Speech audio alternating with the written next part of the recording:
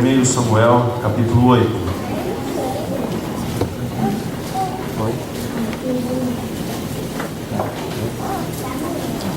E vamos ler, nesse primeiro momento, os versos 1, 2 e 3 do capítulo 8 de 1 Samuel.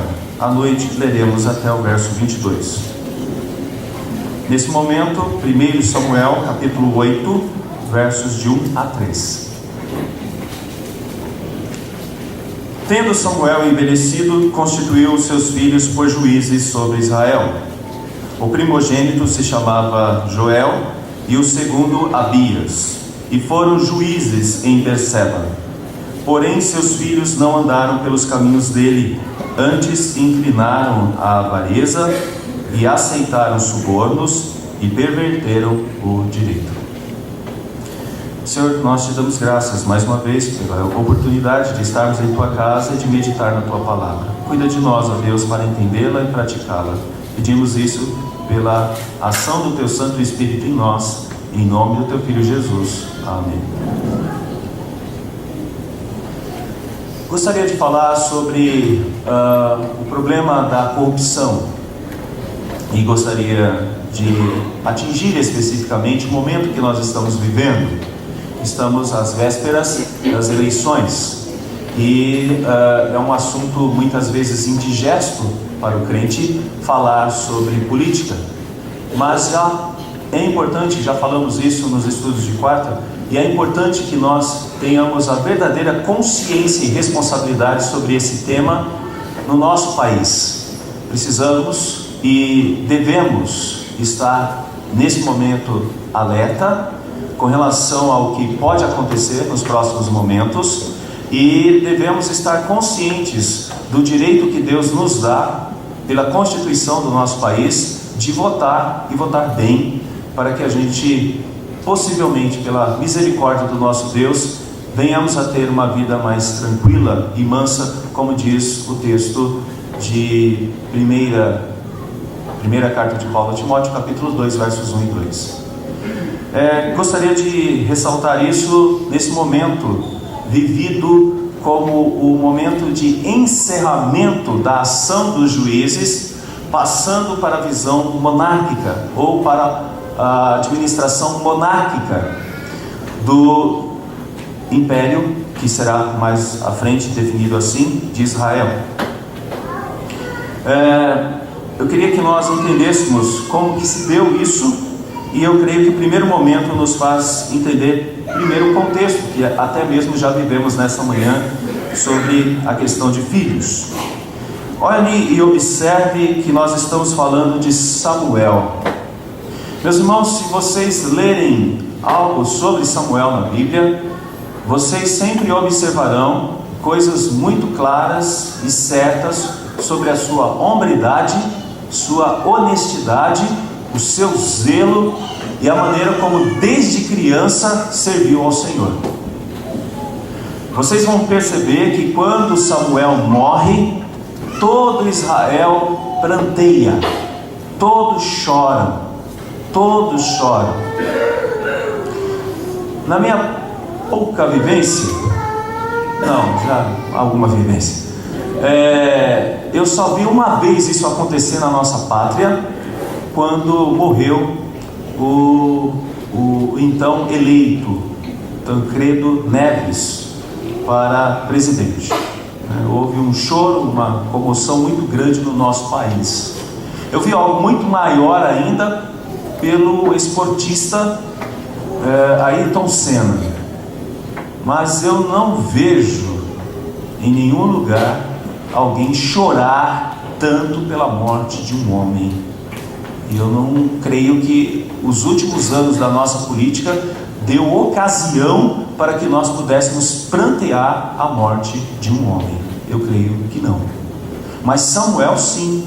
Samuel, quando faleceu, diz que todas as tribos de Israel choraram e entraram em luto durante muito tempo. Muito tempo. Então Samuel é uma grande referência de um bom estadista, podemos dizer assim. Mas a transição do poder, que podemos dizer assim, do juiz Samuel para as próximas gerações não foi tão boa. E nós temos que dizer isso. Começou na sua própria casa. A Bíblia está registrando aqui os 2 filhos de Samuel. Eles foram colocados numa região mais distante, numa espécie de província, e ali eles dirigiam e governavam aquela região. E o texto bíblico, na narrativa do autor, nos mostra que estes homens foram corruptos. O meu alerta nesta manhã é para todos nós com relação à corrupção. Nós não somos diferentes destes homens, e todos nós de alguma forma temos uma tendência à corrupção. Deixa eu dizer por quê.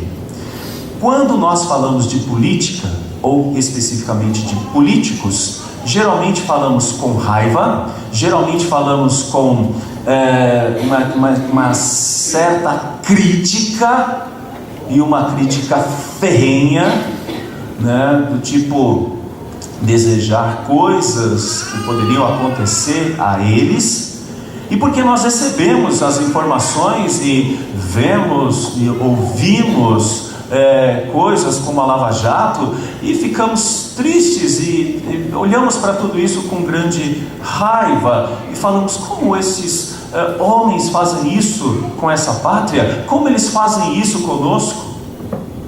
Se nós observarmos os erros cometidos pelos filhos de Samuel, nós vamos enxergar que muitos ainda são cometidos pelos políticos atuais. Por exemplo, avareza e aceitar suborno. Bom, qual é o grande problema? O grande problema é que nós também podemos fazer isso. E quando eu falo sobre política, eu faço questão de mostrar aquele vídeo. Quem participa dos estudos de quarta já viu, talvez umas 4 vezes, mas eu faço questão de mostrar aquele vídeo de uma pessoa que foi colocada numa espécie de enquete, e essa pessoa está comprando uma carteira de cigarro numa banca, e a câmera está filmando, e de propósito a moça do caixa, ela dá dinheiro a mais no troco, dinheiro a mais, e a câmera faz questão de filmar, mostra o ângulo em que ele está contando dinheiro, e ele percebe o dinheiro a mais, mas o que ele faz? Ele pega o dinheiro e coloca no bolso. E aí entra um repórter, e esse repórter fala: eu estou fazendo algumas perguntas aqui, eu gostaria que você me ajudasse. Você pode responder? Ele: sim, claro. O político brasileiro é desonesto? E ele fala: sim, está faltando muito para os nossos políticos serem honestos. É? Puxa, e o povo brasileiro é honesto? E esse rapaz diz: sim, o povo brasileiro é honesto. O senhor é honesto? Sou honesto, sou muito honesto, sou trabalhador, sou honesto. Deixa eu perguntar uma coisa para o senhor. Se o senhor fosse num lugar, comprasse uma coisa, e ela de repente, o caixa, assim, sem querer, descuidada, entregou dinheiro a mais para você, o que você faria? Você devolveria? Ele devolveria.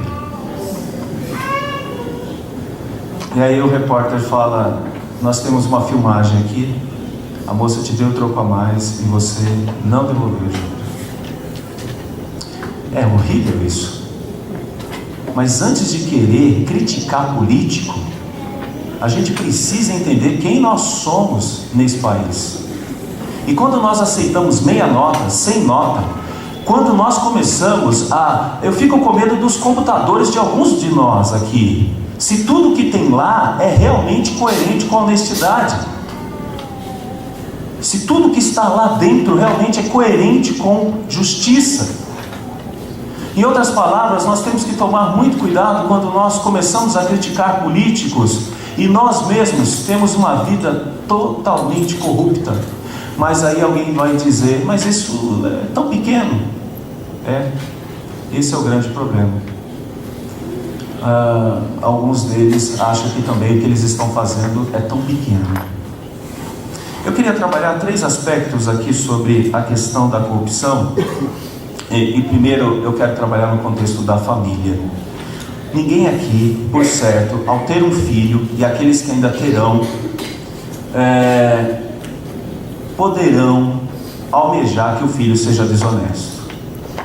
Por certo, todos que estão aqui e que entraram aqui têm a preocupação de querer viver de maneira honesta, e também que os seus filhos sejam homens, ou as suas filhas, mulheres honestas. Todos nós gostaríamos disso. Há uma expectativa em nós, e esse é o primeiro ponto que eu queria que nós ressaltássemos. Quando nós levamos as nossas crianças a Cristo, quando nós ensinamos os nossos filhos nos caminhos do Senhor, há uma expectativa. E essa expectativa a gente vê pelos nomes. De novo eu vou ter que chamar aqui o testemunho dos nomes. Quem sabe o que significa Joel? E Abias. Joel e Abias. Tem algum Joel no nosso meio? Tem nenhum Joel? Okay.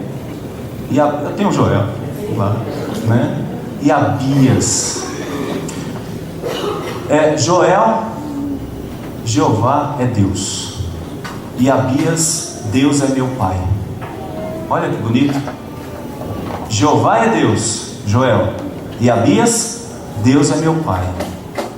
Quando Samuel colocou esses nomes nos seus filhos, o primogênito Joel e depois Abias, ele estava numa grande expectativa. Que grande expectativa é essa? De que seus filhos entendessem que Deus era Deus na vida deles, que Deus era um pai na vida deles. Essa é uma das primeiras questões que eu quero que nós ressaltemos aqui. Há uma expectativa em nós. E apesar dos nomes de nossos filhos não terem uma conotação talvez bíblica, isso não quer dizer que essa expectativa fugiu. Ela existe e permanece. Nós gostaríamos que os nossos filhos continuassem nos passos dos caminhos do Senhor e que agissem segundo a vontade do Senhor. Nós gostaríamos disso. E ficamos tristes quando muitas vezes pegamos os nossos filhos, crianças, adolescentes ou jovens, fazendo coisas que por certo desagradam a Deus. Mas enquanto ainda estão debaixo da nossa tutela, temos a responsabilidade de dizer: olha que caminho ruim esse, siga esse outro, que é o caminho que agrada a Deus. Esta é a nossa grande e importante missão como pais, de tentar ensinar os nossos filhos a terem esse conhecimento e mais a viverem dentro desses preceitos de andar nos caminhos do Senhor. Essa é a perspectiva de Samuel. Ele coloca o nome de seus filhos na esperança de que seus filhos entendam que a razão de tudo é Deus. Jeová é Deus, meu pai é Deus. Ou seja, o próprio nome desses cavalheiros aqui é o nome de que deveria refletir. E muitas vezes nós não refletimos nisso, mas somos aqueles que carregam o nome de Deus. Por isso que quando nós tomamos algumas atitudes que desonram a Deus, nós estamos tomando o nome de Deus em vão. E nesse caso o nome de Deus está sendo tomado em vão. Joel não era Deus que era o seu Deus, era o dinheiro que estava sendo o seu Deus nesse momento, porque ele se deixou envolver pela corrupção. Olha o pecado que ele cometeu: a avareza. Gente, esse é um pecado terrível. E Abias, Deus não era o pai dele, mas o suborno era o pai dele. Esse é o grande problema, meus irmãos. Ninguém vai resolver o problema desse país enquanto esse país não tomar a consciência, todos, de que Deus é Deus. Pode aparecer um salvador da pátria, mas enquanto a pátria é corrupta, vai ser muito complicado. Deixa eu dizer uma perspectiva interessante. O número de cristãos evangélicos aumentou no nosso país, mas a perspectiva de mudança não existe. Sabe por quê? Os nossos evangélicos ainda usam softwares piratas, compram DVDs piratas. Isso é só uma amostra de uma série de coisas erradas que ainda o povo evangélico faz. Falam de orçamento Mas existe uma perspectiva de que mais de 60% dos jovens já estão com tantas dívidas que até os 40 anos de idade não vão conseguir pagar. Sabe por quê? Porque gastam mais do que têm, do que recebem. Como que nós criticamos políticos, sendo que nós mesmos não cuidamos dos nossos orçamentos? Aqui está, meus irmãos, o grande problema da corrupção. E a nossa expectativa é que isso melhore, tal como a expectativa de Samuel com seus filhos. A nossa expectativa é que a próxima geração seja muito melhor do que esta, obedecendo princípios segundo a palavra de Deus. Não aconteceu com Joel e com Abias, mas nós gostaríamos muito de ver na vida da Clara e na vida de todas as crianças que já foram batizadas, que ainda não podem tomar ceia, mas que estão aprendendo a entender os caminhos do Senhor. Na vida dos jovens que vivem segundo os preceitos do Senhor. Essa é a nossa expectativa. O segundo ponto: distância. Perceba onde está Samuel. Verso 4. Então os anciãos todos de Israel se congregaram e vieram a Samuel a Ramá. Ramá está muito distante de Berseba, onde estão os filhos de Samuel. Você sabe o que eu quero dizer com isso? Que enquanto estão próximos de nós, a gente consegue fazer muita coisa, inclusive prever muitas coisas, inclusive ajudar em muitas coisas, inclusive consertar muitas coisas. Mas chega um momento que eles crescem e vão embora, ou acham que crescem e que vão embora. Aí você não tem mais essa questão de estar próximos e de estar junto e de poder ajudar. Esse é um outro detalhe. Nós gostaríamos de ver a próxima geração vivendo distante, mas permanecendo com os mesmos preceitos quando estavam próximos de nós. Como seria bom ver isso? Sabe o que significa isso? É um pai que tem um filho crente, mas ele agora está vivendo mais em São Paulo do que com ele aqui. Ele não sabe o que essa pessoa está fazendo lá durante a semana, mas quando chegam informações sobre o que ele está fazendo lá, são informações muito interessantes, informações que fazem com que esse pai fique feliz. E não meramente por questões sexuais, por questões de se resguardar e procurar casar virgem. Mais do que isso, a sua maneira de agir é com honestidade, com hombridade, honesta. A distância é algo muito complicado. Por exemplo, algumas pessoas pensam que Deus não está lá. Algumas pessoas, e eu vejo isso, e agora a gente tem que se tornar uma espécie de detetive de Instagram, de Facebook, em alguns lugares, para ver onde alguns dos nossos estão. E quando você vê aquelas fotos, você percebe, não era ali que ele deveria estar, mas ele está lá, ou ela está lá. É triste isso. É triste ver alguns dos nossos com alguns copos na mão que a gente sabe que não é refrigerante. É triste quando a gente vê algumas das nossas irmãs jovens usando roupas tão decotadas que, por certo, nós diríamos, não era essa a roupa que ela deveria usar. É triste quando a gente vê que algumas pessoas que quando crescem se acham tão donas do seu nariz que começam a mudar o seu comportamento dizendo, meu pai estava numa outra, agora eu estou numa muito melhor, eu consigo entender melhor as coisas. E outra, quer saber, Deus ainda está do meu lado. A distância é muito perigosa. Samuel recebe notícias de que o que estava acontecendo em Berseba não era nada bom. Toma cuidado vocês que usam celulares, toma cuidado vocês que têm acesso a essas informações desse tipo. É duro dizer, mas hoje um dos problemas que a gente está enfrentando na igreja é nudes. Sabe o que significa isso? Pessoas que mandam fotos próprias para outras pessoas sem roupa. Nós estamos chegando num ponto tão terrível onde as pessoas acham que só entrar no banheiro e tirar algumas fotos e estar distante do mundo está tudo resolvido. O grande problema de Joel e de Abias é que eles estavam longe sim de Samuel, mas Deus estava bem do lado deles. observando todo o erro que eles cometeram. É triste isso, é muito triste isso, porque a nossa grande responsabilidade não é para com o pastor que está observando o Instagram, não é para com o pai que está próximo de nós. A nossa grande responsabilidade é para com Deus, e viver para Deus. Olha o nome desses meninos: Jeová é Pai, ou Deus é Pai. Jeová é Deus. O nome estava ali, era o nome deles, mas eles estavam distantes desse nome. A corrupção é terrível. Em alguns momentos parece que ela é facilitada. Alguns políticos, por certo, roubam porque acham que ninguém vai pegar. Falta de caráter. E aqui vem o terceiro ponto que eu gostaria de ressaltar também. A corrupção atinge essa nossa inclinação. E eu queria trabalhar essa palavra, inclinação. Olha o que diz o texto, verso 3: porém seus filhos não andaram pelos caminhos dele. Dele quem? O pai, Samuel. Antes se inclinaram. Olha que interessante essa expressão. Se inclinaram à avareza e aceitaram o suborno e perverteram o direito. O que é se inclinarem? Gente, essa palavra ela está próxima da palavra adorar, está próximo da palavra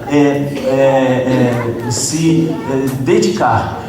Significa que nós podemos ter uma tendência a isso. Todos nós aqui podemos ter uma tendência a isso. Nós somos tentados, existe em nós uma fraqueza causada pela queda de adorarmos certas coisas. Deixa eu dizer uma coisa: todos nós temos um problema sério com a idolatria, e ela fica caracterizada aqui com a expressão avareza. O que é avareza? Apego excessivo ao dinheiro ou às riquezas. Apego excessivo ao dinheiro e às riquezas. Por isso que para alguns a pobreza é uma bênção. Por isso que para alguns não ter um tablet é uma bênção, para não ter um celular é uma bênção, não ter um carro é uma bênção. Porque quando tem um tablet ou um celular, usa para coisas terríveis. E quando tem um carro, usa para coisas terríveis. Há uma inclinação em nós ao ter coisas. Podemos utilizar isso para algo que desonra o nome de Deus. É terrível isso. Cuidado com o amor ao dinheiro. É aí que vem a corrupção. É aí que vem o suborno. E é aí que se muda o direito. Idolatria. Você só pode seguir ou adorar a dois senhores, ou a Deus ou a Mamon. E aqui a gente vê que esses jovens se dobraram a Mamon.